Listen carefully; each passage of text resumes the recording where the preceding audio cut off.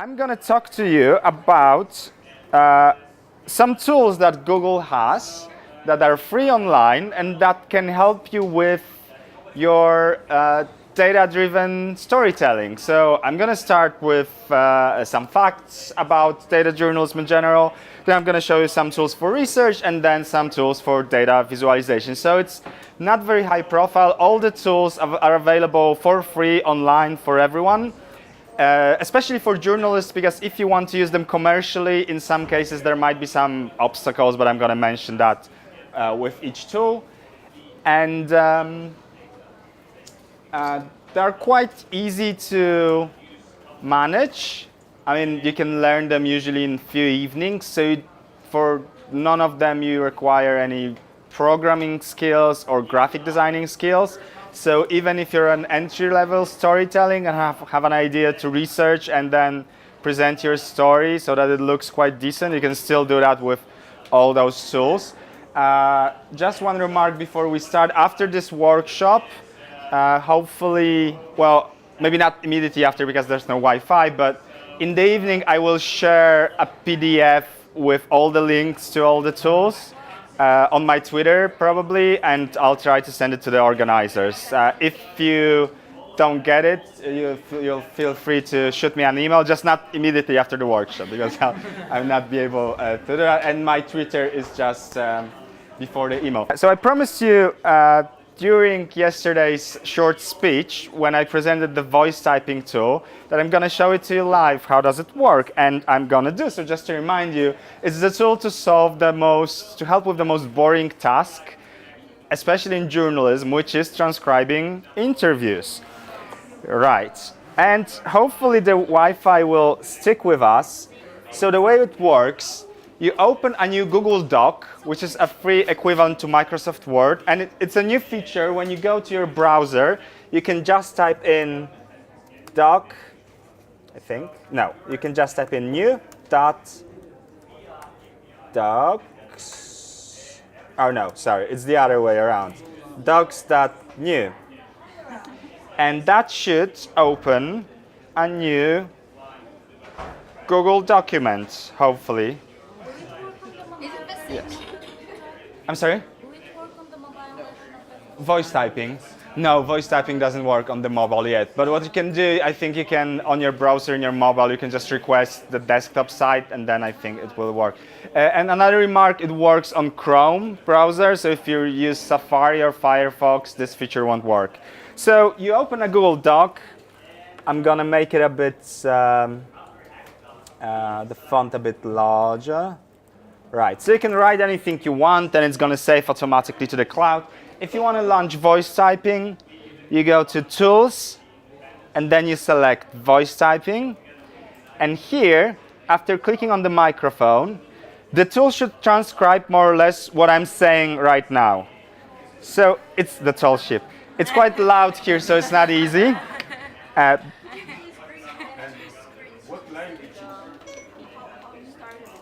Sure. So you open a Google Doc. So you go to new.docs. Docs.new. Sorry, I always confuse that. Docs.new. Thank you. You're learning. Very good.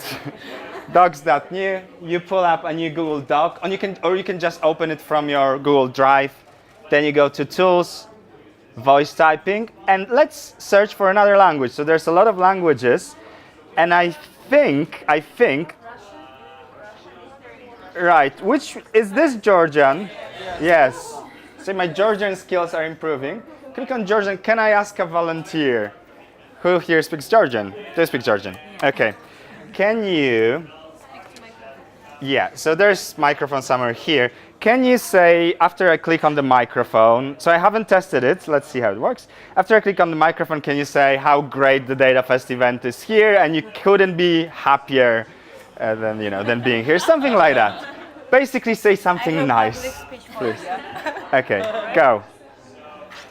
Selamat coba Datafest. Okay, not fast. Right. can you need to speak a bit more, so at least 2-3 sentences, and try to speak clearly and loudly, okay? Go. რა კარგი ამინდია. Okay, that's still very little words. Again, something I'm gonna make the font larger. So I don't know. Say a poem. Do you remember any poems? Sorry? No. Yeah, no. So you know, whatever. Just describe the weather outside, I but just it's like did. longer. It's like longer. So what did you say? It's a great weather. Okay, so describe it. What do you see outside of the window? Like a longer sentences. Go. არ ვიცი უბრალოდ რა ვთქვა და უბრალოდ ვცდილობ რომ ბევრი ვისაუბრო და იქნებ რამე გაიგოს. Okay.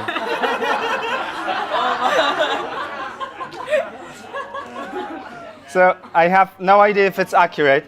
So there are two issues here. It's loud. You know, there are some noises from everywhere. So when it's loud, it's not gonna work because it's gonna pick up on all those noises, right? So you have to be in a room where it's not very loud.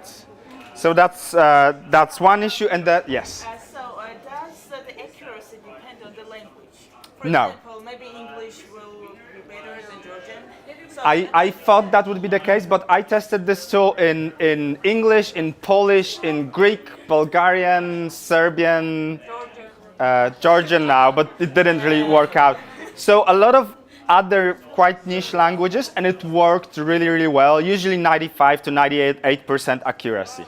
So two things here, like I said, background noises, and the second one is Wi-Fi. So you have to have a better internet quality, because otherwise, you know, it's just not going to work very well. But yeah. I've Yes. also been experimenting with this tool, and Yes. if you have a clip-on microphone or some dedicated microphone, it works much more accurately because, and it's probably you can find something for like $5-10. Yeah, Doesn't just, need to be you know, like professional sound. small things like protection on that helps, right? Because then it doesn't pick up that much noises or the winds or point things. is that it picks your voice very good and is not distracted by any other voice. Yes. Because it's even closer Yes. and the background noise is Thank you. even farther and it's easier for it to have the closest voice. So. Yes, exactly. So it's by no means a perfect tool. There are some issues. It's being improved because it's based on AI and it's being developed all the time. But it's free and it works with a lot of languages. And these are the main advantages. And you can bring up, that's what I thought. And you can bring it up pretty much everywhere where you have Wi-Fi access. And it works. There are people writing books that way. I know. Oh, I didn't know that, really. I That's know good. a woman who writes books with dictation tool. Yeah, how, Yeah, I have a question. sure. Is there a chance that I would connect my phone to them or my tape recorder, whatever? Yes, so I mean, you don't have to connect. You can play. You can just press play and then press the microphone, and it's gonna, you know, it's gonna pick up the voice from the dictaphone or your mobile phone. Again, the issue is your audio quality has to be quite good for the tool to work. Because so from my experience, if you go and conduct an interview in a noisy cafe, right, and then you want to transcribe it like that, it's not gonna work, right? That's clear. All right, so for one person who hasn't been yesterday, this is my background. I am a journalist, not a tech person. If you have a very tech geeky questions, please do ask. I'm going to take a note and come back to you on email. If you have a question about journalism, storytelling, etc., I probably will be able to answer that. This is the Google's mission: organize the world's information, make it universally accessible and useful, as every storyteller do. This is what Google has been doing in the journalism space. So Google News Lab, where I work, was launched in 2014. The digital initiative was launched in 2015, and it's a lot of grants to mainly European journalists. However, now it's going to expand to the whole world. There's going to be a little less money, but if you have an innovative idea for, you know, a new website or monetizing journalistic content or something like that, you will be able to still apply, and you might get a grant from the Digital News Innovation Fund to develop that idea. And Google News Lab is a part of this bigger Google's initiative to help journalists and storytellers, and it's called Google News Initiative, and focuses around 3 areas. First is products, and I'm going to talk to you about them a bit later. Partnerships like First Draft News, which is a fact-checking coalition, and programs like DNI and Google News Lab. And News Lab is a team of journalists. We travel around the world. I'm responsible for CE. I have colleagues in Latin America and US, in several European regions as well. In Japan, I think it's the latest one. Our training center, very important thing, I'm going to repeat myself later about it, g.co/news training, 55 lessons in 12 different languages, and it's growing, available for free, about everything from fundamentals to data-driven storytelling to mapping with Google tools to copyright issues, tools to verify content in social media, etc., etc. So quite a cool, open, free resource for you to go. And this is our short agenda. I'm going to talk to you for a little bit about the state of data journalism, tools for research, then tools for mapping, and again, tell you about resources. So this is a research we've partnered with some other partners and done in 2017. We interviewed personally, I think, 60 or 70 journalists in US and a few Western European countries, in addition to 900 journalists from around the world, from around Europe and the US who took the survey. And it found that 42% of reporters use data regularly, at least twice per week. 51% of news organizations in US and Europe, so half of them, employ a data journalist. I know that in Eastern Europe and other regions that might be a bit different. But digital-only news organizations hire 60% of the reporters, 60% of them hire a dedicated data journalist, which is quite a lot.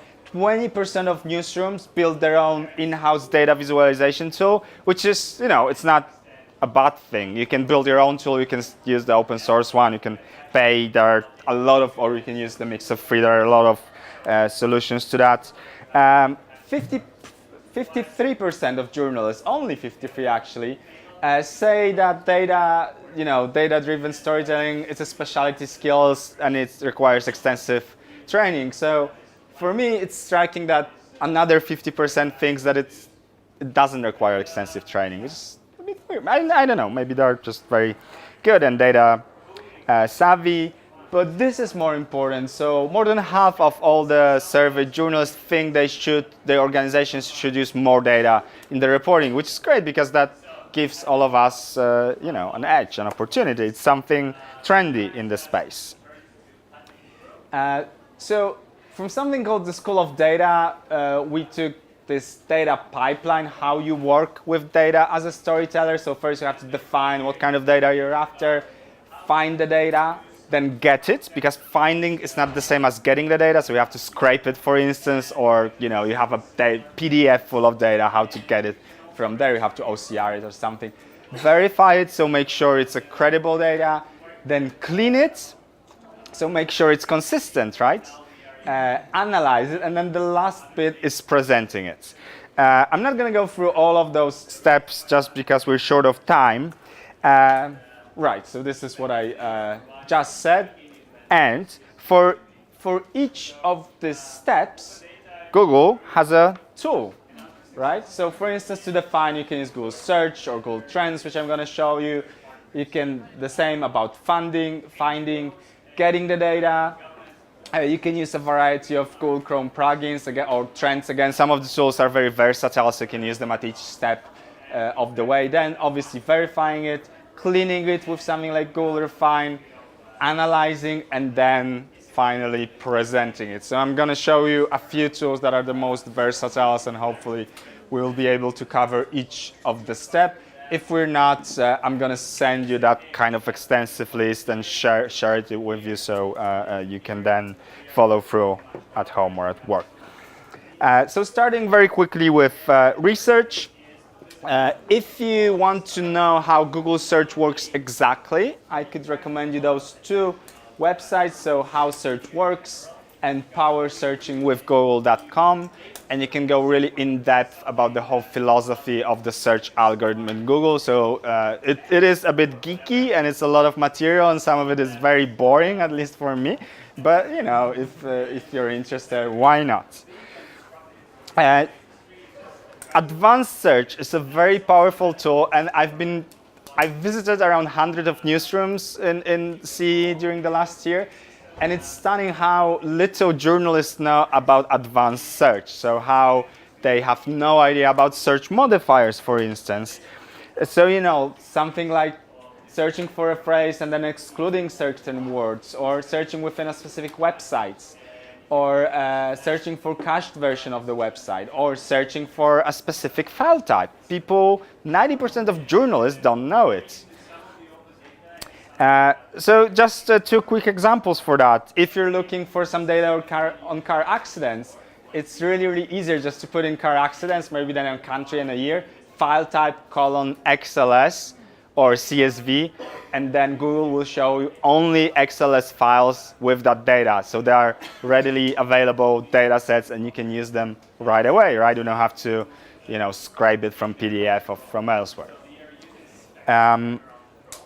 Or, well, this is not an example about data, but I thought, how would I search if I wanted to see who covered Datafest Tbilisi, who covered this event in the last week?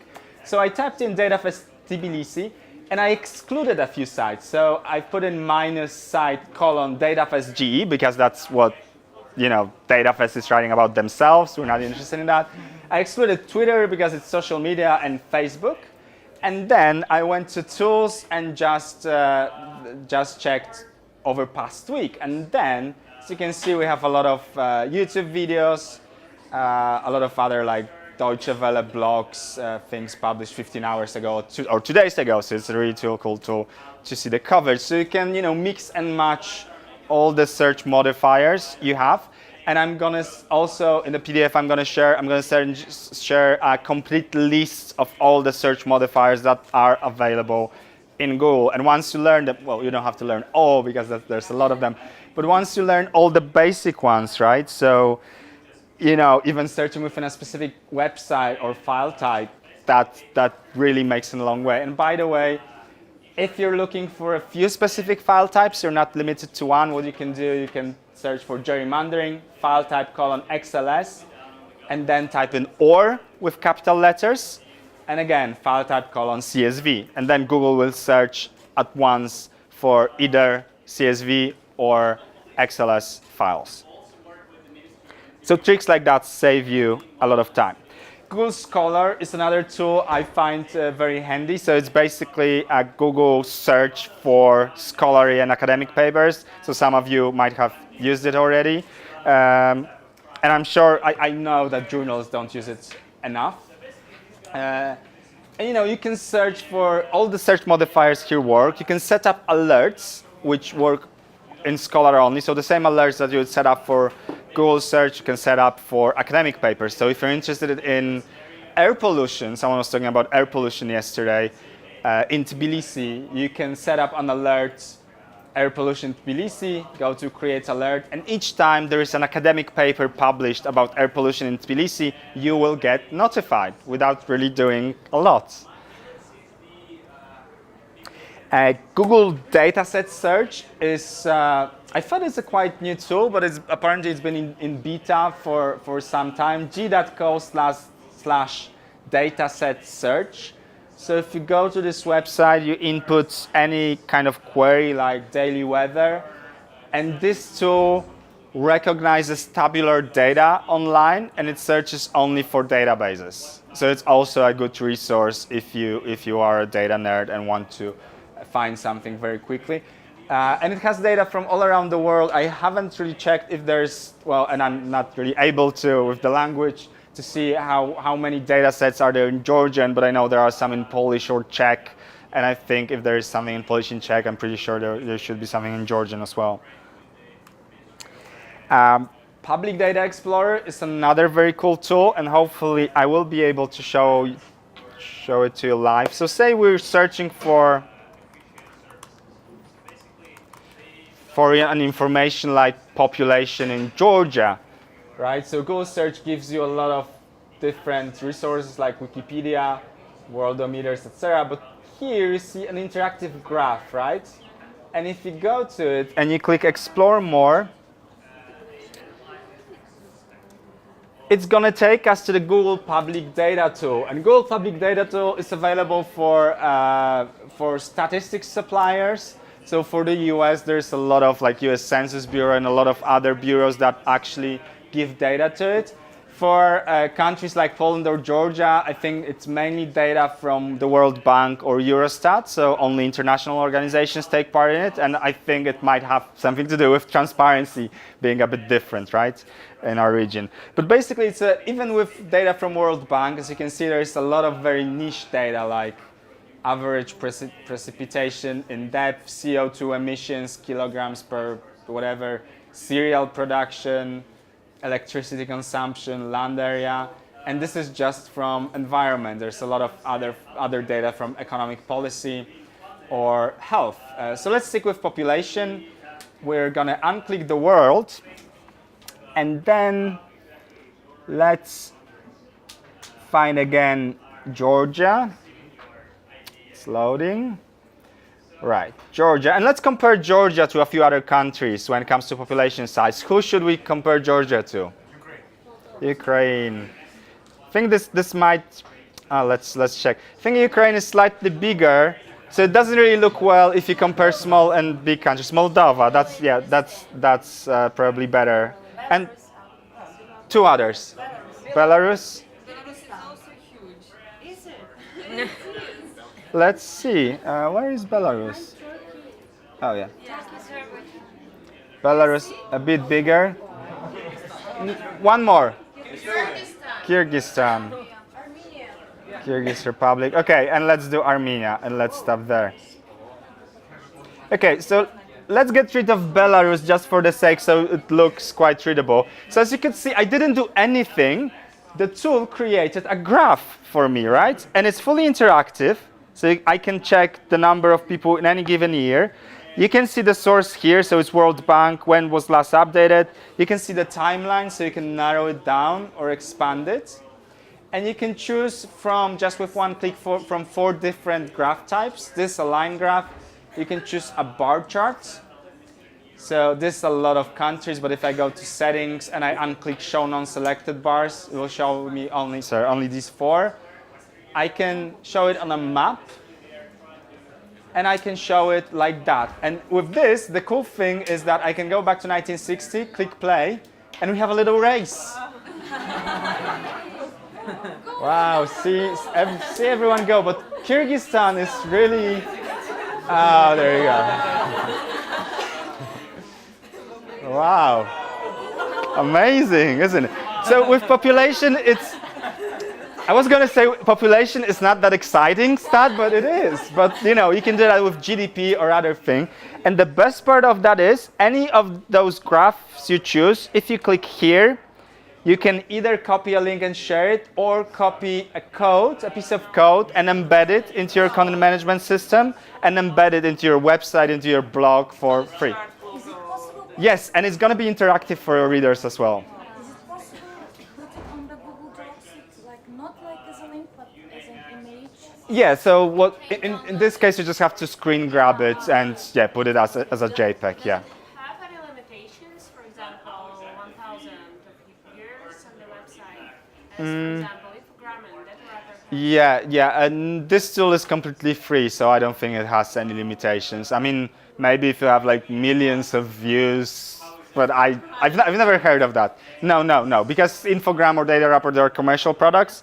This is non-commercial thing, so it doesn't have any limitations. But you know, it's also, you cannot compare it to data wrapper or infogram, which are very versatile and have tons of options. This is just 4 graphs and limited data set, but it's also extremely easy. Like I did nothing here and I created an interactive infographic, and all of you were excited about that. So you know, quite a good outcome, right? When you're publishing a story Yeah. for like some for-profit outlets, can you still use this? Yeah, with this for-profit outlets, it's fine. But just to your question as well, if you are a journalist, it's for Google, journalism is a non-profit activity. Even if it's a business, not an NGO, and you charge for the newspaper or charge for the access to the website, it's still kind of considered non-profit, like because it's giving information to people.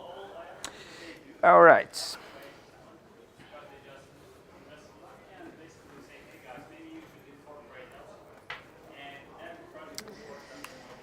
Okay, so this is just one of the examples. Kathimerini, a big newspaper from Greece, which is trying to go more online at the moment, has written a series of stories about the Greek economy after the huge period of austerity measures. And so they've created one story per each important statistics, and each of the stories they're illustrated with a graph from Google Public Data Explorer, like fertility rate or how general government deficit has changed over the period of 8 years. And here you can find the example. Google Trends, another very, very cool data set, and again, very versatile to research, but also to analyze and visualize. So again, it covers the whole spectrum on that graph I've showed you at the beginning. So Google Trends, it's an index of search activity online on Google. Again, it's a free and public tool. And you can see how people searched for each topic from 2004 until today. You can compare the topics with each other. So you can compare up to 5 different topics.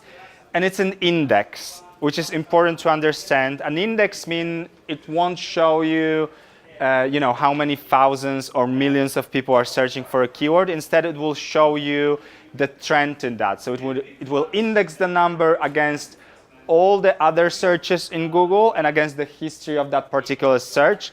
And also, it's going to normalize it against the time frame you've chosen, right? So either if you choose a month, it will show you 0 at some point and 100 at some point. If you choose a year, it will show the same numbers in different places, right?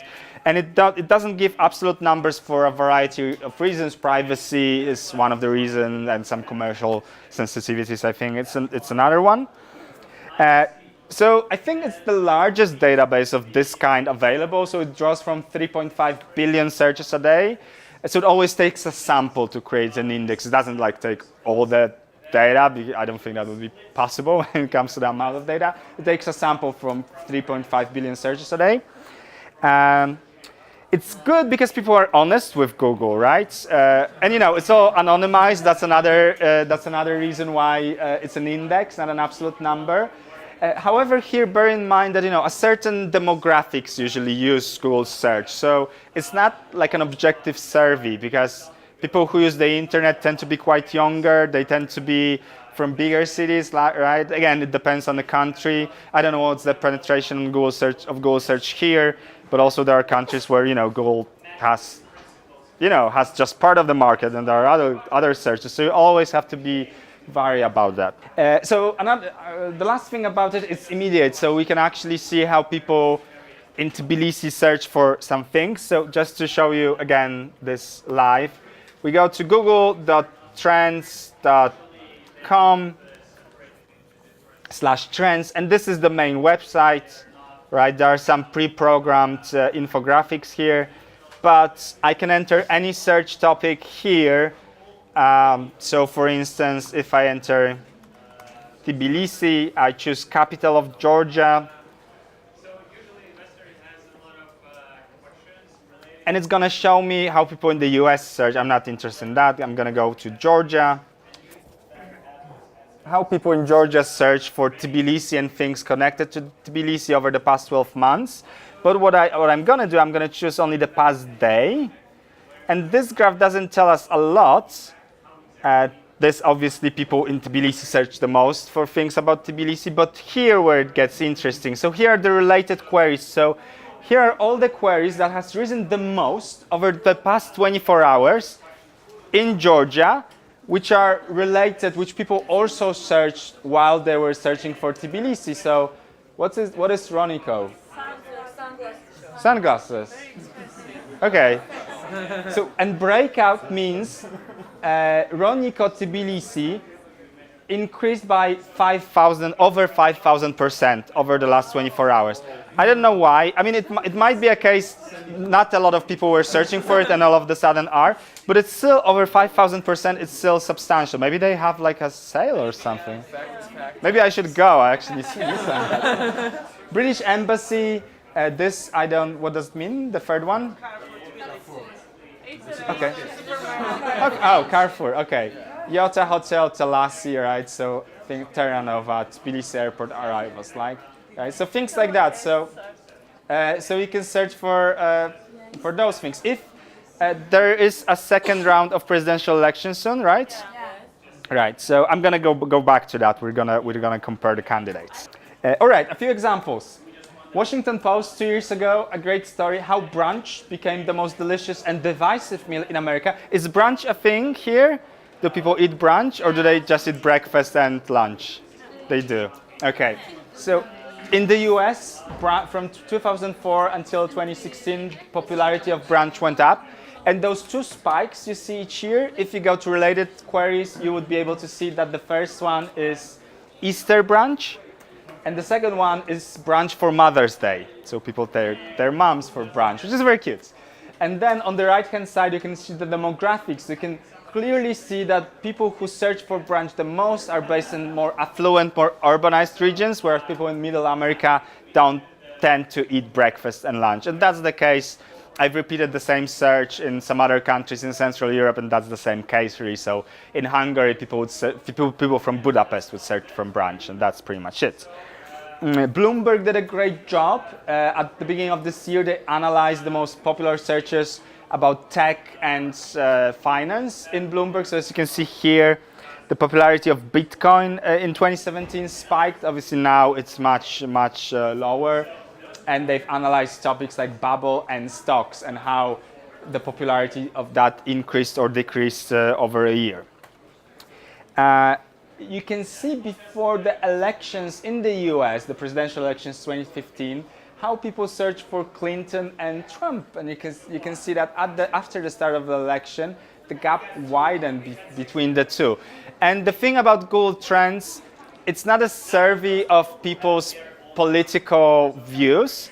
So just the popularity of search. So it doesn't mean, in this case, you know, you could speculate that maybe Trump is the more popular, hence he might win. But, you know, people might have searched for him because they didn't like him, right? So you have to be able to interpret that data very well with your knowledge from elsewhere. So this is just data and, you know, it's all about your interpretation. So I promise I'm going to come back to your election. And so here, Salome Zurabishvili, is that? Yeah. It's actually she's much more popular in Georgia. But let's go and launch it live. Salome Zurabishvili.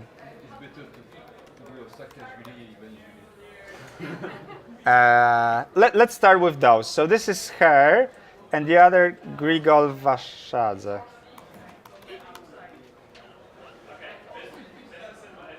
All right, this one, right? Okay. So this is only the past day. Let's expand it to past 30 days. I think here I've checked past 12 months. So this is past 30 days. She's still overall a bit more popular at Google, except October 29 and 28, when they both were very popular. Here you can see the popularity by regions. So interestingly, this guy really... And here you can see related queries over the past 30 days of both. So again, if I expand it to 12 months, the data is going to be a bit different, right? In this case, this guy is more popular in one region. And you can see, okay, this is her in Russian. Interesting. Okay, so not a lot of very interesting related queries, right? The thing is, if I type her in here, and as long as, if I choose the search term, then I would see, you are right, I will see the search results only in English and in this alphabet. But if I choose Salome Zurabishvili, French Georgian politician, it's a topic created on that search term. So if a search term is popular enough, an algorithm, an AI algorithm called the knowledge graph, creates automatically a topic on the search term, and that topic includes spelling mistakes, includes her written in different languages, in different alphabets, so I don't have to know Georgian in order to be able to analyze how Georgian people, Georgian speakers actually search for stuff. So it's also language agnostic, as long as I go for topic, not the search term. And that's all thanks to AI, right? And you can, I'm going to send you a bit more resources to read how that works exactly. Just one bit. If you click here, you can again copy the code, embed it on your website, and actually I would keep data updated, because then you write a story and the data changes, right? Or if you click here, you can download any kind of data in CSV to analyze or to create your own, or to compare to actual election results or anything you want. And that works for the graph, for the map as well, for the related queries, regions. So all the data, you can download all the data pretty much. Right.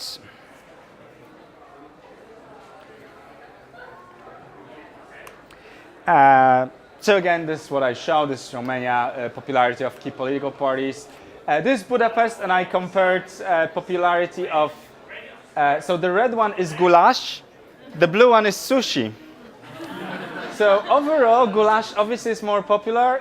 Only one place, which is Budapest, it's sushi, hipsters obviously, right? So as I told you, all the trends data you can download in CSV and then play around with it. And you can use it for free in anything, just give a proper source that it's a, well, if you don't say it's a Google Trends data, it doesn't make any sense. So in this case, you kind of have to. If you're a little bit more advanced, you can go to GitHub/Google Trends, and then you can download all the data that our internal data journalists pulled out and then play around with it. So the Google Trends team employs a few data journalists, and they have access to a bit more data. Okay, very quickly about cleaning the data. You can use a very cool tool, which is OpenRefine, and now it's owned by, it's a different entity, but it's a part of Google family. So when, that's, for me, that was always the biggest issue of working with data, that it's inconsistent. You have, for instance, percentage data. In one column, you will have 5%, then in another, you will have 5% spelled out, right? And that data is inconsistent. So OpenRefine, again, it's just AI and some other techniques, and it can clean the data, it can normalize it and make the data, big data sets consistent, so that then you're able to actually analyze and visualize it. It's, again, free, like all the tools. You can use a cloud data prep. I haven't used this one yet, and apparently it's very good. It's a bit more advanced. This is paid for. However, if you are a journalist, you can apply for free credits. Or if you work in a newsroom, and then it will be made, in the end, it will be made free for you as well. Just on the verification of the data, you find very quickly. So yesterday, Christian from Bellingcat gave a very good presentation about reverse image search. So just one example from that, if it's going to work. Yes, so for instance, reverse image search, someone tweeted a picture of how a president of Argentina last year is treating protesters during a general strike. And then it was retweeted by leaders of the opposition. You just search the image on Google. You scroll down to see what kind of other outlets searched for that and published that and when. And then all of a sudden you find that La Gazzetta published that on 21st of August 2015, so 2 years before the actual event. So it's fake. Well, the photo is real, but it's published in a different context. Unfortunately, it didn't prohibit some of the newspapers to publish the photo on the first page, which is quite terrible, and it's very, very easy. It's very, very, very easy not to do that. So Christian said that he thought Yandex was better than Google Search. I don't know which one is the best. What I do and what I recommend to people is to download a plugin. In my case, I use an extension called Invite, which was developed by Agence France Presse. And with this extension, after going to any website, so say I'm going to go to BBC. Okay. It stopped working. Sorry. Well, with this extension, if I go to any website and then right-click on an image, I will have an additional option of search, reverse search for image, and then I will be able to do a reverse image search at once at Google, Tinai, Yandex, Baidu in China, and Reddit. So all those at once after you install this plugin. So actually you can, where Yandex doesn't work, maybe Baidu will. Where Baidu doesn't work, maybe Google will, right? So can we measure the, like, as we did with the search, like keywords, can we measure how many people or, population are searching on a particular image? No. No. Unfortunately not, again, because it's privacy issues. So if Google would give out that information, then it would be a little bit too much. And it needs to be anonymized. That's why it's indexing the information. It doesn't give absolute numbers. Right, we have a short while for analysis and data visualization tool to present. You can use Google Trends again to present your things. You can use Google Sheets like Excel. If you have the data, go to chart and it will create a pretty graph which you can then put out as a JPEG. So that's like the easy way. Google has a lot of other free tools which you can use for visualization. Google Maps obviously is one of them, and My Maps is one of the very easy tools to use, but it's actually quite powerful because you can either pin down your own locations, or you can upload an XLS or CSV file if at least one column is geographical data like addresses, postcodes, or stuff like that. So in this case, La Nación from Argentina created a map of floods and fires, and after clicking on each icon you can read a bit more, see a picture, and then go to actual article about the regional issues. BBC News did a great collaborative thing with their users. There was a heat wave in the UK last year, and a heat wave in the UK means that the temperature was above 25 degrees for a week, and everyone was like, oh my god, it's so hot. It's the UK. So they asked their users, readers, and viewers to send the pictures of that heat wave and thunderstorms and stuff. And the most interesting ones they put on an interactive map with icons. And after clicking on each of the icons, you can see the picture, you can see who is the author and how it was submitted to BBC. And again, this is you can download the data behind the map, you can embed the map with a code into your content management system, and again, it's going to be available and interactive for all your users with no limitations. This is interesting, they did it in Poland recently.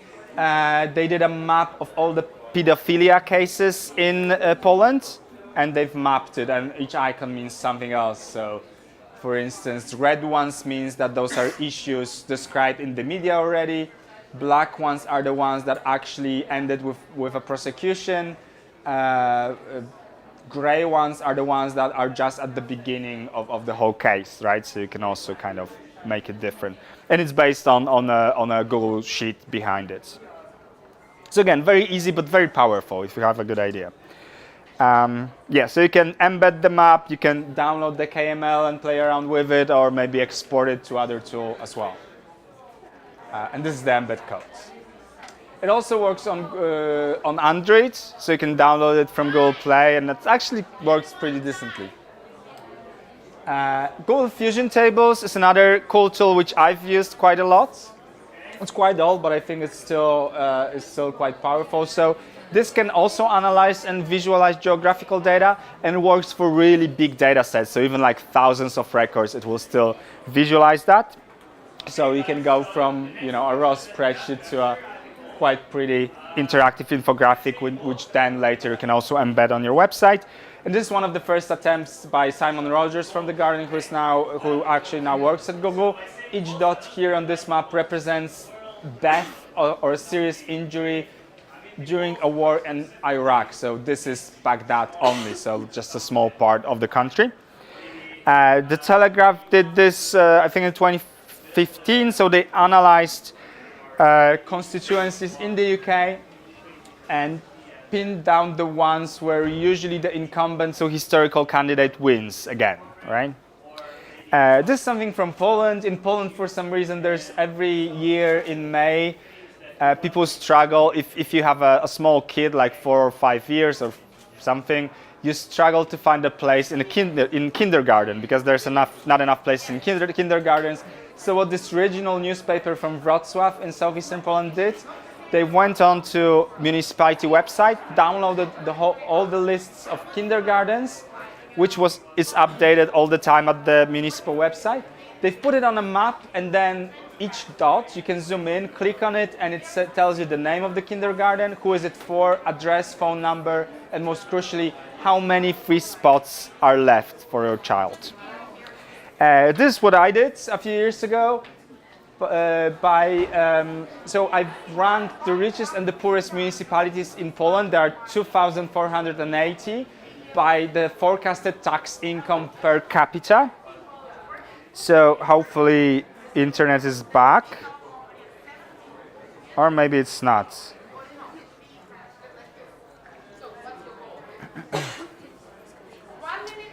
Yes, sorry, it's not gonna work, but this is again interactive, so you can zoom in. So all the richest 100 richest municipalities in Poland are marked with a green pin. All the 100 poorest are marked with a red one. So you can clearly see that the richest ones are the tourist regions by the sea or around bigger cities, whereas the poorest ones, you cannot see that at the moment, the poorest ones are mainly grouped in the east of the country. So you can draw a lot of cool conclusions. OECD welfare spending, and also this kind of heat map, again, it's interactive. You can use Google Maps platform on the cloud to do more customized maps, and if you want to use it commercially, it's going to be paid for. But again, if you're a newsroom or an NGO, you can apply for free credits and use this tool for free. So this requires developer skills, but you can really take Google Maps API and do some really amazing stuff with it, like the New York Times, or here New York Times Marathon, which was collaborative piece with their users, or Folia de Sao Paulo created a map of the biggest issues in each parts of the city. They have asked the readers what are the biggest issues, and then you can visualize it and color code it. So on this website, bit.ly/MAP credits, if you are a news media, you can apply for this, and you can get Google Maps API to use for free for your organization. Google Data Studio, this is a free tool, again, very, very cool to visualize any data you have in Excel and Google Sheets. It's a bit, the way it works for me, I think it's a bit counterintuitive, but still it's quite easy to learn. I mean, a few hours and you're there. It's much easier than use from any professional visualization tools. And again, you can manipulate all the data, analyze it, visualize it, and then share it with your users, embedding the code or just screen grabbing it. So newsrooms in a few countries already started using it. I think it's still in beta, so it's still being developed. Flourish, another great tool, which is not a Google tool, but it's been developed by Kiln with help with funding from Google News Lab. And here you can create really amazing infographics without knowing how to code or graphic designing. Alberto Cairo, he's a data journalism expert from the US. He shared a big set of videos showing you step by step how to use Flourish. And again, I'm going to share the link to that, and you can create those beautiful interactive infographic maps. You can create interactive 3D maps, and there are now dozens of different types of graphs that you can actually use. And then very, very simple tool. If you just want to input a few of the data by hand, type into 2 names or 2 countries or whatever, you can create a GIF with Google Data GIF Maker. So I don't remember the address, but if you search for Google Data GIF Maker, you can find it. So it's a really simple, fun way to, if you have some interesting data to put up on your Twitter or on your Facebook account for your users, right? So in this case, it's Batman versus Superman. I don't know what's the data behind that. Again, this is our training center, g.co/news training. Again, coming back to Alberto Cairo, I think in July there was a data visualization for storytelling and discovery course on journalismcourses.org. It's finished now, but all the material and videos are still available under this link. So I recommend you, if you're interested in that, I would recommend you to go through all the materials, because the guy is awesome. He also collaborates with Google News Initiative, so there's a lot of Google tools presented here. And that's it for today. If you've got any questions, please.